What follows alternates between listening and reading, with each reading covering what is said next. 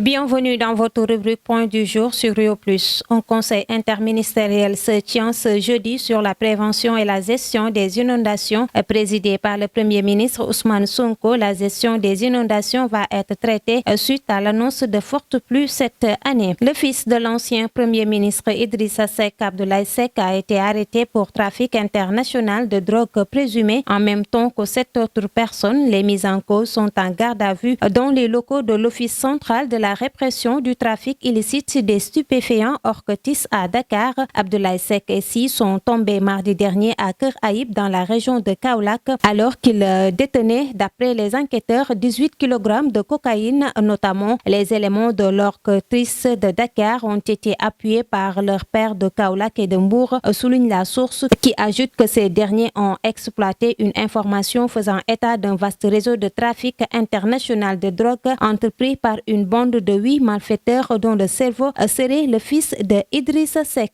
À présent, le lutteur Lac de Guiers sous mandat de dépôt, Papi Cissé de son vrai nom, est arrêté ce mardi par les agents de la police de Guédiawaye. Présenté ce jeudi devant le parquet du tribunal de grande instance de Guédiawaye, il est poursuivi pour fait d'escroquerie présumée au visa. Entre autres, Lac 2 est interpellé après plusieurs mois de recherche consécutive à une dizaine de lettres plaintes. En effet, des individus avaient pris la tâche du leader de l'écurie Wallo de Guédiawaye pour tenter de se rendre en Europe. Selon les informations relayées, les plaignants ont versé directement leurs sous, estimés à une vingtaine de millions de francs CFA. En sport, l'équipe du Sénégal U20 de handball a réalisé le plein en phase de poule du Challenge Trophy de la catégorie lors de la deuxième et dernière journée du groupe B. Les juniors ont réussi à s'imposer ce mercredi face aux Mauritaniens 29-26 et de 2 pour la sélection U20 du Sénégal. La troupe composée d'Adama Ndiaye, Seni Sène et Pathé Diouf a enregistré un deuxième succès en autant de rencontres devant les locaux mauritaniens. Les jeunes Sénégalais ont été confrontés à des adversaires plus courageux que les Gambiens. Navétane 2024, le président de l'Organisation nationale de coordination des activités de vacances, Amadou Kane, a annoncé que le budget pour l'édition de cette année des phases nationales des Navétanes va s'élever à plus de 200 millions de francs CFA. Pour cette 37e édition des phases nationales de l'ONCAV, il est prévu un budget de 204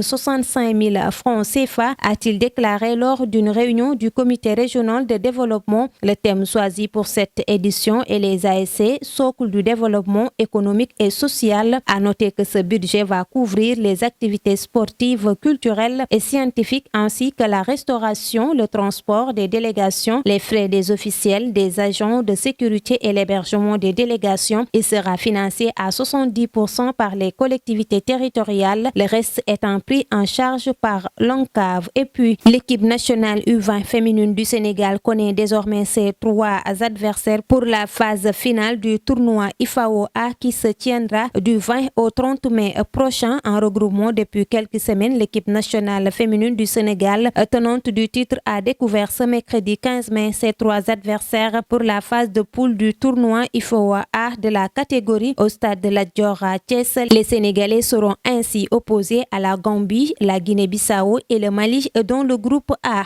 Place à l'actualité internationale. Le président de la République du Sénégal, Bassirou Diomaye Diakhar Faye, a quitté Dakar ce matin pour une tournée de travail de 48 heures au Nigeria et au Ghana. Cette visite prévue les 16 et 17 mai 2024 s'inscrit dans le cadre des efforts continus pour renforcer la coopération bilatérale et promouvoir l'intégration régionale. Durant cette tournée, le chef de l'État va rencontrer ses homologues des 2 pays avec des entretiens axés sur le développement de partenariats stratégiques, de la consolidation des relations économiques et politiques. Ces discussions visent à renforcer les liens entre le Sénégal, le Nigeria et le Ghana en mettant l'accent sur des initiatives communes pour le développement durable et la stabilité régionale. Et nous bouclons en Côte d'Ivoire. L'ancien chef de l'État ivoirien devenu opposant, Laurent Gbagbo, a été investi à Abidjan par son parti vendredi 10 mai comme candidat à l'élection présidentielle prévue fin 2025 malgré son inéligibilité. Dans son discours de plus d'1 heure prononcé en fin de journée devant un millier de partisans réunis, Laurent Gbagbo, 78 ans, s'est engagé à faire un seul mandat, mais un mandat où tout sera bouclé. Chers internautes, merci d'avoir suivi votre rubrique point du jour. N'hésitez pas de vous abonner et cliquer sur la cloche de notification.